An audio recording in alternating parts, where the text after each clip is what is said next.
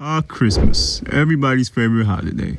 The Christmas lights and decorations, the different gifts, the smell of delicious food in the air. Except no one can smell shit because it's 2020 and everybody's out here moving like Scorpion and Sub-Zero because of Lady Rona. But it's still Christmas, and we shouldn't forget what Christmas is really about. Getting gifts, bro. What you thought? Nothing is more important than getting sweet, sweet gifts on Christmas. Or at least that's what I believed until December 2017.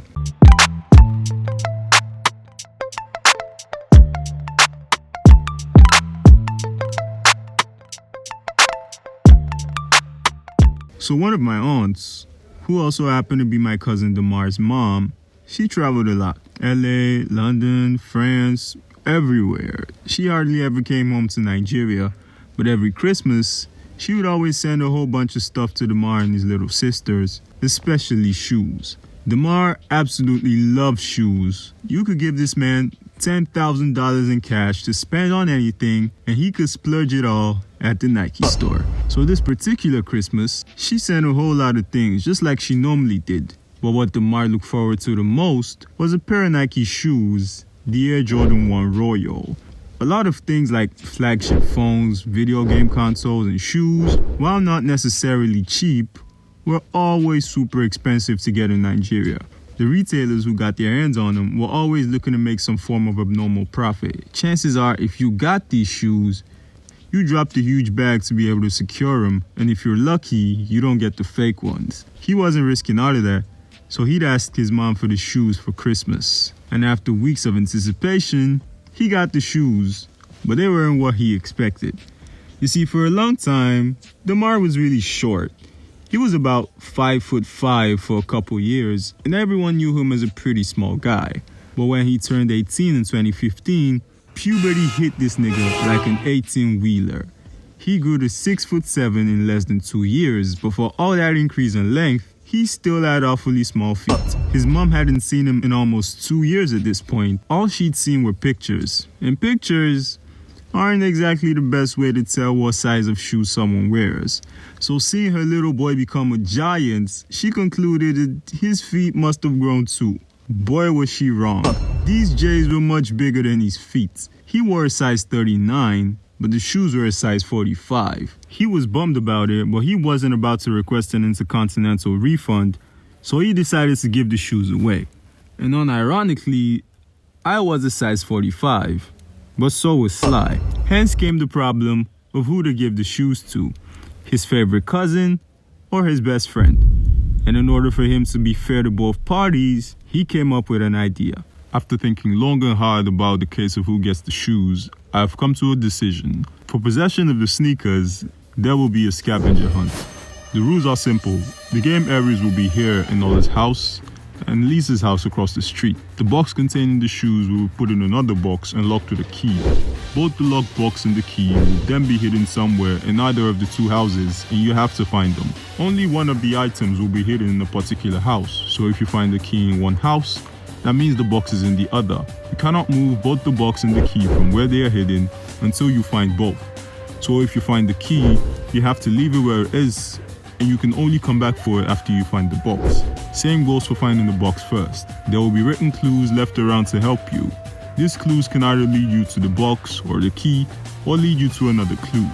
When you find the key or the box, you send a text to the group chat letting us know how the game plays out. And Lisa's brother Toby will be the NPCs for both your houses. Their job is to follow the players around to make sure they don't move the box or the key. They can help you with the game by answering questions, but they're only allowed to use the words yes or no.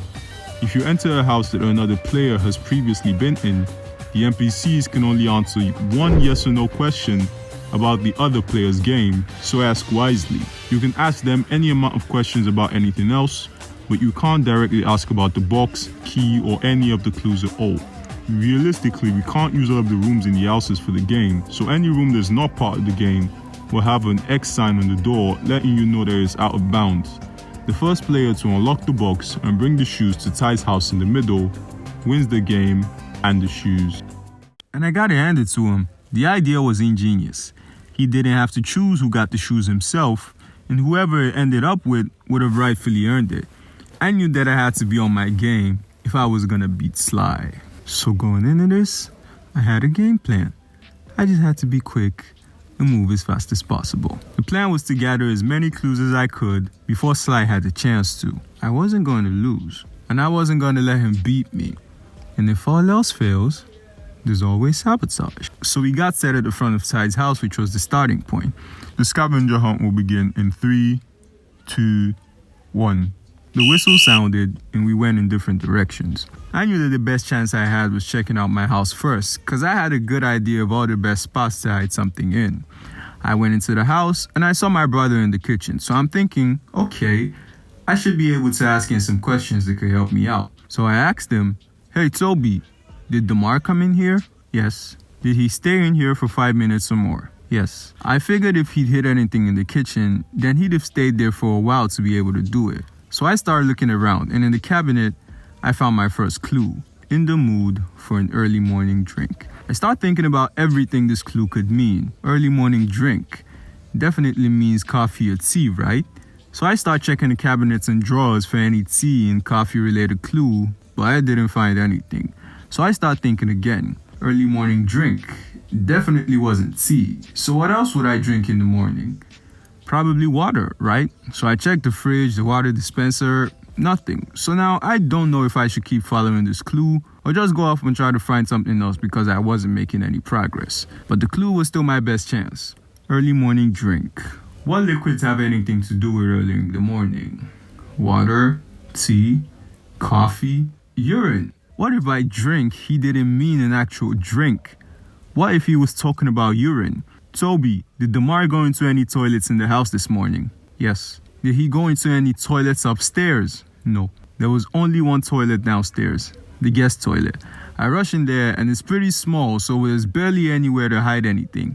Then I remember seeing this movie with Damar once where a girl taped a phone to the inside of the lid of the water compartment of a toilet. It was too obvious at this point. I opened it up and found my second clue. So bright, you have to stop and stare. I went to Lisa's house and she was just chilling on the couch. From the restrictions Damar put on the game, it was obvious I wasn't going to be able to ask her any questions that actually mattered. I figured I had enough time, so I decided to get a drink from the fridge. And there was a clue just right there. This is too easy, come on. Help, it smells like hair in here. Hair. What smells like hair? A wig maybe? That was it, a wig. I ran upstairs to Lisa's room and there wasn't an out of bounds sign on the door. I knew I was on the right track. I went in the room and started looking for any wigs or anything like hair, and when I opened the wardrobe, I couldn't believe it was being this easy. The box with the shoes in it was staring me right in the face. There was no way I was losing to all that at this point. I bet he hadn't even found anything yet. I sent the confirmation text to the group, and then, "Bro, why is this nigga calling me? Am I supposed to tell you where the box is, bro? Get real." I didn't know what stunt I was trying to pull, but it wasn't gonna get to me, so I declined the call. But then I started thinking, he could already be on his way here right now trying to find the box too. I had to make sure he didn't, but I couldn't move the box. I'm thinking, and then I see the storage closet just down the hall with the out of bounds sign on it. And I had the brightest idea. The rules didn't say we couldn't move the signs, so I put the sign on Lisa's room door instead. Good luck finding something that's out of bounds. Now to find that key. Sly had already found the box, so I knew I had to be quick, because now Sly was basically one goal up. So bright, you have to stop and stare. I'd been thinking, but I wasn't close to any answers. So bright, you have to stop and stare. The sun is bright, but I don't stop and stare at it. There's probably something inside the house. What's that bright inside the house? What could draw that much attention? And then it hit me. Toby and I used to joke about how you couldn't walk into any room, anywhere in the world, without subconsciously looking at the TV if it was on. On our TV in particular, was really bright by default. So I started looking around the TV, the drawers behind the TV, and I found the key. I sent the confirmation text, and when I was done, I pasted to Lisa's house as fast as possible. Well, I found the key? Shit. It doesn't matter, he's not gonna find the box. Then I look up to see him standing right in front of me. "I see you found the box. I see you found the key." 1-1, I guess. Anybody's game. If you're not gonna find the box, might as well just tell me where the key is. I knew you were a clown, but I didn't know you were this hysterical. You got jokes. Good luck, kiddo. I went into Lisa's house, and after looking around the living room for a bit, I found a clue under the center table. The party never ends. At this point, I didn't have much to do anymore. If the NPCs could answer questions about how the other player had played, I just had to ask the right question. I knew it'd be a waste of my time to start searching the wrong floor, and I figured that if the key was downstairs at my house, the box would definitely be upstairs here. I could be wrong, but if he found the box down here, he wouldn't have gone upstairs at all. So I went upstairs and started looking in each room. I knew I was running out of time, so I couldn't check any of the rooms properly, and after finding nothing in all of them, I started to feel like I'd missed something. I checked the clue again. The party never ends. And then I noticed that a song had been playing since I came upstairs. It was coming from Lisa's room, but Lisa's room was out of bounds. This means only one of two things could have happened. One, Sly went into an out of bounds area, but if he did, Lisa would have said something, which meant he must have manipulated with a sign somehow, and so I used my one question. I knew that if Father found the key, it would be either upstairs or downstairs, and so I had to narrow down my options. I could ask about Ola, but the rules said I couldn't ask directly about the key or the box. But that's the thing about rules. There's always a way around. Was Ola downstairs when he left his house? Yes. If he left from downstairs, that means he found what he was looking for downstairs. I searched, but I couldn't find any. And then I realized the problem with how I'd asked my question. He wouldn't parachute from the balcony. He would obviously have come downstairs first to leave the house. Toby could have easily misunderstood my question, and I'd used it up. No point in thinking about it now. So I went upstairs to continue searching. And then I found the box. He what? How did you find the box? I was running out of time, but then I thought, he knows where the key is. All I had to do was wait for him to come get it, and I'd snatch it from him. The rules didn't say anything about stealing, so it's not wrong. I hung around the top of the stairs so I'd hear when he came in, and after waiting a while, I heard him come in, and if the key was upstairs, he'd definitely come upstairs. All I had to do was wait. I heard talking, so I listened closely. Is Sly upstairs? Yes. Okay. I heard him move towards the stairs a little, and then, shit, I forgot my phone at Lisa's house. So he runs back outside to get his phone. I couldn't believe my luck. He'd bought me more time. I went downstairs to see if I could find any more clues, and then Ola is the winner of the scavenger hunt. What? How did this happen? I ran over to Ty's house to see Ola with the shoes. I don't understand. How did you... What? When? One question at a time, man. I'm confused. How did you find the shoes? Well, your plan was actually really smart, but you see, I had a better one right from the start.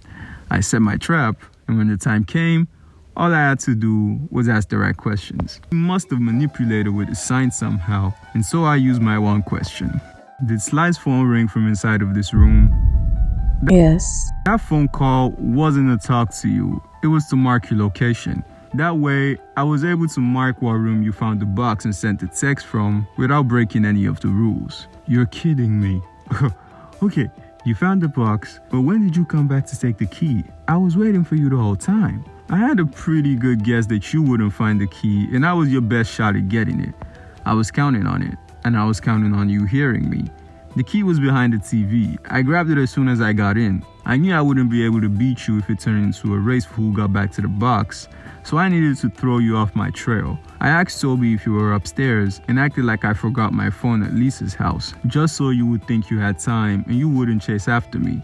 Jesus Christ, you really channeled your inner Sherlock on this one. But I checked behind the TV. It was just a bunch of newspapers in there. Well, yes, the rules said we couldn't move the box or the key, but it didn't say anything about moving anything else. I covered the key with those newspapers to hide it. I expected you to do the same, like covering the box with clothes or something, but you just left it there in the open. So much for all the wisdom. I don't even know whether to be disappointed or impressed. Damn, congratulations, kiddo.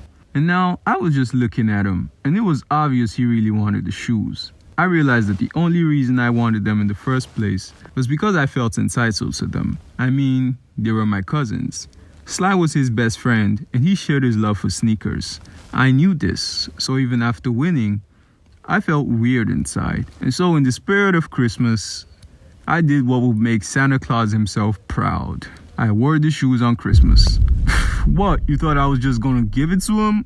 No way, bro. These shoes look too good on me. But I did pull a few strings and turn in a couple favors to get him an Xbox. And he ghosted everyone till like January just so he could play video games. So I guess that's a W all around. Christmas is cool and all, but don't forget what it's really about. Giving, not receiving, being kind, and showing love to one another, just like my brother Jesus showed to the world. Hey, I guess that Bible camp they dragged me to wasn't a complete waste of time then. Who would have thought?